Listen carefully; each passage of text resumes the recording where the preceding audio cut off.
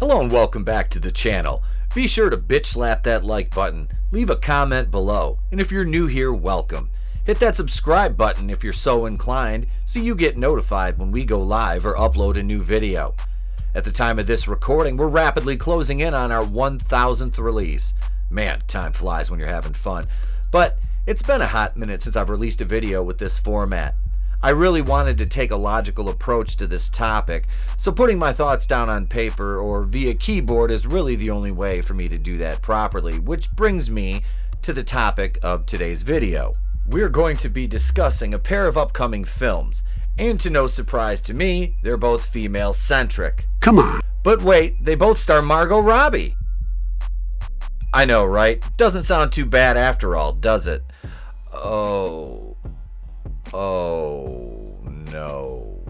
Respectively they are, as these articles report, female-centric Pirates of the Caribbean and another Ocean's movie. Exactly what we needed, like this gem of a scene from Ocean's 8 with Sandra Bullock getting over on a cashier.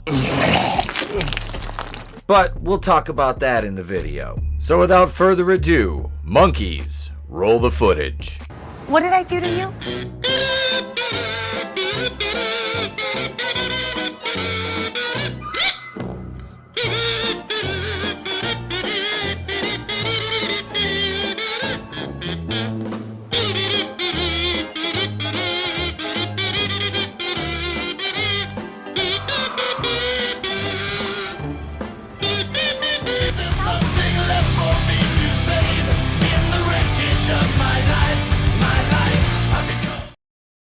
The pair of articles we'll be covering today are highlighting forthcoming film projects that take place in pre-existing franchises, and prove once again that Hollywood has absolutely no clue what they are doing, because all they're doing is throwing a Molotov cocktail into an already burning dumpster fire and gleefully eating popcorn while entertainment is homogenized, watered down, and turned into woke propaganda, and the continual tokenization of existing characters for the purpose of serving the interest of nihilistic, quote-unquote, creators whose only goal is deconstructing everything we love and stripping it down like the locusts they are.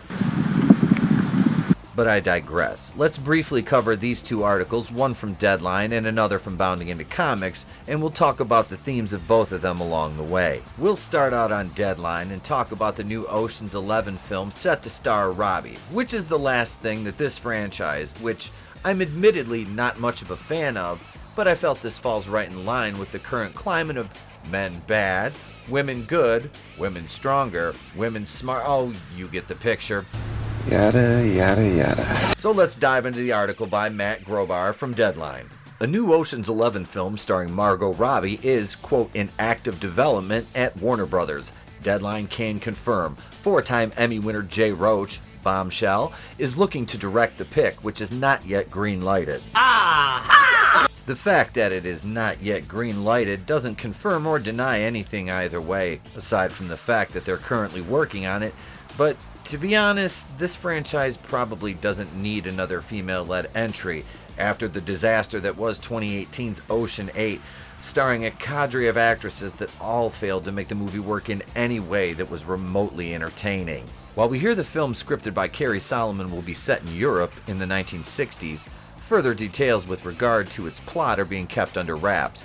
Robbie and Tom Ackerley will produce for Lucky Chap, alongside Roach and Michelle Graham for Everyman Pictures. Gary Ross, Olivia Milch, and Lucky Chap's Josie McNamara will executive produce alongside Village Roadshow, which may also co-finance the project.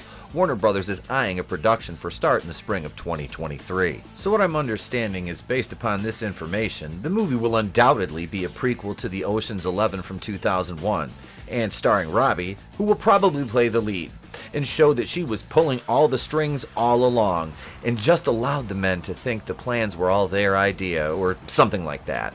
Sure, Dan. I don't know why you wouldn't believe that. I mean, isn't that the modus operandi of these woke filmmakers? To deconstruct the foundation and replace it with revisionist history riddled with identity politics and contemporary ideological propaganda? That is correct. Filmmaker Steven Soderbergh launched the Ocean's Heist franchise, based on the 1960 Rat Pack pick, with Ocean's 11 back in 2001. The film, starring George Clooney, Brad Pitt, Matt Damon, and Julia Roberts, grossed over $450 million worldwide, with its success spurring additional titles, including Ocean's 12, 2004, Ocean's 13, 2007, and the 2018 female-centric Ocean's 8, which did not fare as well critically nor financially as its predecessors. Yup! The rest of the pertinent details of the article are this. Jay Roach recently directed the Fox News drama Bombshell, which brought Robbie her second Oscar nomination. The filmmaker behind Meet the Parents and Austin Powers franchises is also known for helming such titles including All the Way, Trumbo, The Campaign, Game Change, Dinner for Schmucks, and Recount. Up next from the director is the series High Desert, which he helmed for Apple. I know exactly what you might be thinking, but ETEP, where does it say that it'll be female-centric? If you're a viewer of the channel, you should already know how to approach new content with a measure of trepidation at this stage of the game. If not, your level of naivete is astounding, or you simply must be new here, or to the internet in general. What a stupid son of a bitch. In all seriousness, Margot Robbie is all about the woman's empowerment, and that's all well and good unless it ruins pre-existing franchises or characters. You have done that yourself! But let's take a look at this second article that further proves just how done the Pirates of the Caribbean franchise is with Johnny Depp. Look at him! With one hand! So here's our second article. Pirates of the Caribbean producer Jerry Bruckheimer confirms Johnny Depp is out developing film with Margot Robbie. Yes, ladies and gentlemen, this bounding into comics. First, Bruckheimer confirmed he is indeed developing a new Pirates film and has 2 scripts in development. Not only does he have 2 scripts in development, but he's also in talks with Margot Robbie to star in one of them. Now hand it over.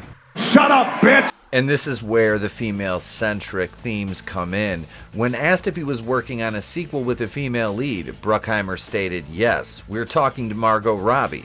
We are developing 2 pirate scripts. One with her, one without." Okay, now to be fair. To be fair. And that's what you might be thinking. ETEP, to be fair, we need to hear a plot synopsis before we rush to judgment and call this a woman movie. And to that, I say, What? are you sure you want to defend this project so quickly? Boo this man! The piece of information that will be presented next may have you wanting to reconsider that defensive stance you assumed so quickly. So here it is. As for Robbie's involvement, The Hollywood Reporter indicated she would be headlining a female-fronted film with Birds of Prey writer Christina Hodson penning the script. Yeah, that's right. Christina Hodson wrote that wonderful movie Birds of Prey that everybody loved.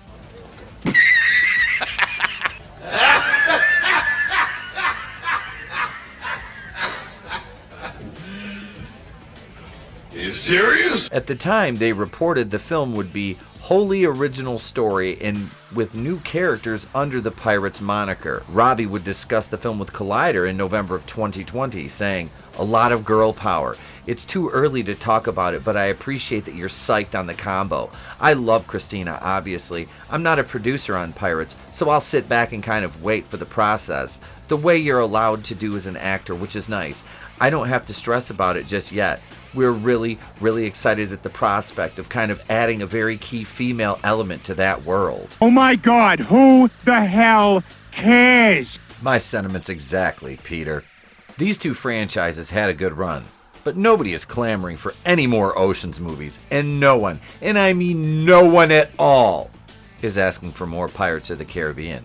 Especially Pirates of the Caribbean without the main character of the entire series and the actor portraying him being replaced by a woman who in all reality isn't any sort of transcendent talent that will be celebrated generations from now as a pioneer in any shape or form. Don't take this in any way as me championing the cause of Johnny Depp either, because I look at him through the same lens as I do Amber Heard and the rest of the trash adult pretenders who are overpaid for what they do in Hollywood. And before you punch your screen or throw your keyboard because I said Margot Robbie isn't that good of an actress, again, you may want to reconsider your entire stance on the issue at hand and listen to the video again. And that would be due to this part of the article right here at the very end. By December 2020, there was a rumor that Robbie wants her character to be LGBT.